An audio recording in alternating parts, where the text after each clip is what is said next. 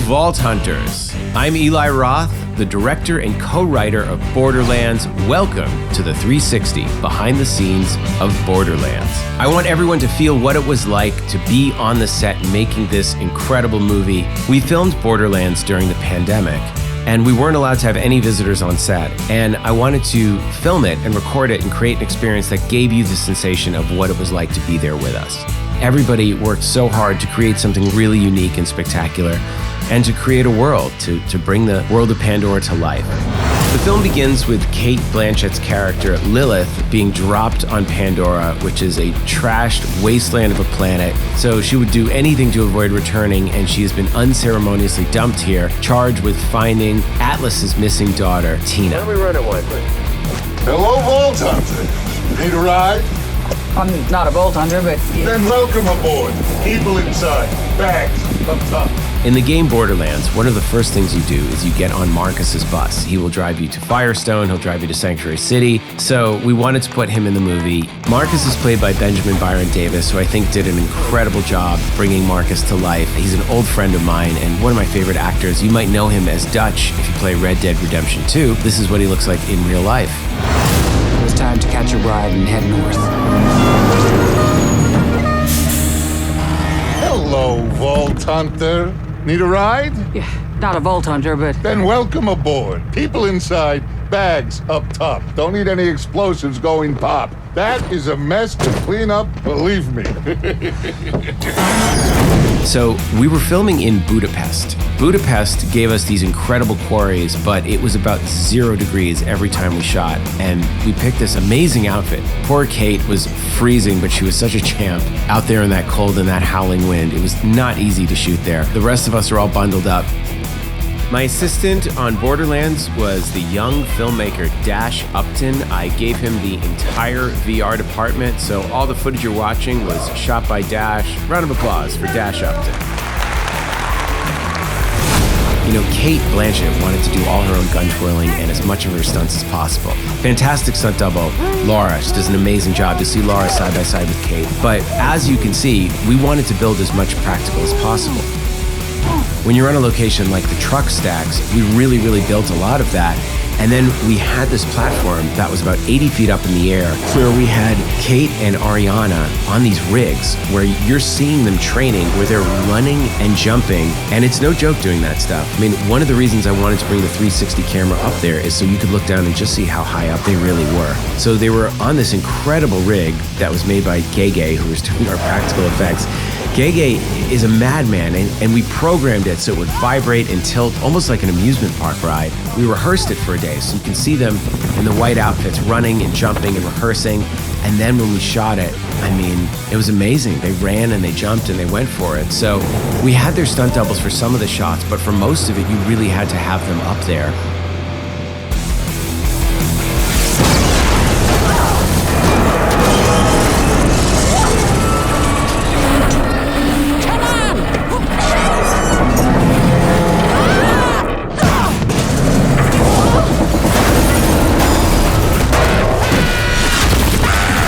We shot this in 2021, so we started prep in late 2020, where I was scouting locations, finding all the different quarries, just going out to the middle of nowhere to find the coolest spots, and actually found this whole network of tunnels called the beer tunnels. No, they are not filled with beer. There were beer factories above, but they were built during World War II.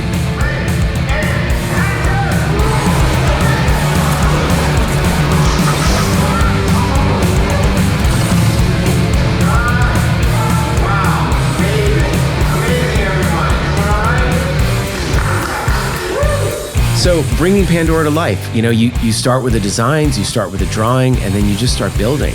I worked with our stunt coordinator, James O'Donnell, also known as Jimmy O.D., and Dan Arias, who's our fight coordinator, and we wanted to use the cast as much as possible, design really cool, interesting, fun fights, but, you know, we're doing it with 150 extras. We just kept running them at them, and everybody wanted to fight. I mean, Kevin is incredible. I mean, Florian Munteanu plays Krieg, and he's an amazing actor and a natural athlete. He was a professional boxer. But I could throw him and Kevin on a set, give him 40 stunt people, and say, all right, let's come up with a fight right now. And Kevin would learn the moves and remember them perfectly.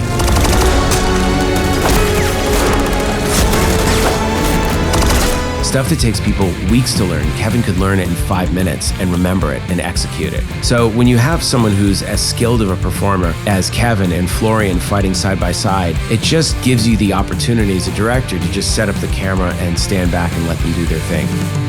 I worked with the director of photography, Rohir Stofers. He's an amazing cinematographer. You can see him next to me with the white hair and the glasses. We did Death Wish and House of the Clock on Its Walls together, and Borderlands was by far our biggest challenge, and I think he really just did a spectacular job. I mean, you want to talk about vault hunting? Gearbox opened up their vault of art department stuff to us. So Andrew Menzies, my production designer, and Andy Wirt, the prop master, and Daniel Orlandi, my costume designer, we could just dive into everything, all things Borderlands, and pick and choose what we think is going to work best in the movie, what we can manufacture. Okay, this is how the Crimson Lance are going to look. These are their guns. Okay, let's have these guns for Lilith. We like the Vladoff Infinity. This cast was the best I've ever worked with. I had an amazing experience working with Cate Blanchett and Jack Black on my film House of the Clock on Its Walls, and they were the first ones I went to when I got on Borderlands. And Cate said yes, which was incredible. I just loved the idea of Cate as a pissed off bounty hunter and Jack as an annoying sidekick robot. And they were so terrific. Jack was not on set with us, but he recorded all of his lines. Hey there, Vault Hunters! And then I would act as Claptrap, kind of squatting and wandering around, which drove the cast crazy. They would go, Eli, stop it. And I go, what? I'm just being Claptrap. Really drove them nuts, but that actually worked for their performance. I'm just kidding! I was designed to withstand all kinds of violent acts, even completely unjustified ones like yours. Now I bet you're wondering, what's the deal with this thing? No, I'm not. I'm programmed for humor, so I will process that as witty banter. But once we had Cate and Jack, Jamie Lee Curtis came on board. Kevin Hart wanted to be part of it, really wanted to reinvent himself as an action star, which, and then we said, you know, the only way you're gonna do it is if you just do it and show that you can really do it. Then this new girl auditioned, Ariana Greenblatt, and man, you knew right away she was gonna be a huge star. So we filmed this pre-Barbie, and she was so funny. She's really the heart and soul of the movie. You can see it, like what you're seeing on set with us dancing and having fun, that was the vibe. It became our own little world, being on Pandora. The world of the movie became the real world for us. But it was fun. You could see Ariana, she's there. My son Hunter is there dancing. You can see him, he plays Pickles, who runs the gun store with Marcus. Gina Gershon and I have been looking for a project to do together. She was the first person I thought of when we were casting Mad Moxie, and her and Cate had just worked together, so they were friends. So really the vibe on set was pretty magical. Like a sack of potatoes. You had quite a hell of a tab. Who's going to pay for that? You? Atlas? I have a cameo there. That's my wife, Victoria, who was working in fashion but worked in the costume department with Daniel Orlandi, and we are dressed as two of our favorite movie characters. It's a pretty obscure reference, but you might know what it is. Let's see if you can guess it. But yeah, blinking you'll miss me in the movie.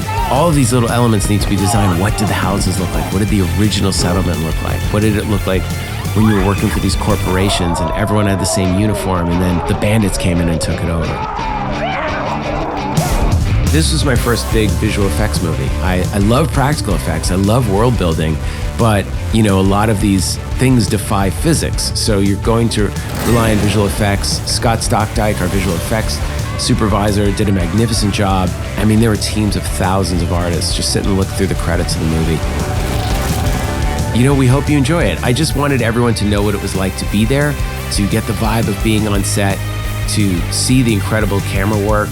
But yeah, we wanted something that was fun and beautiful and wild and totally insane and really honored the incredible world of Borderlands.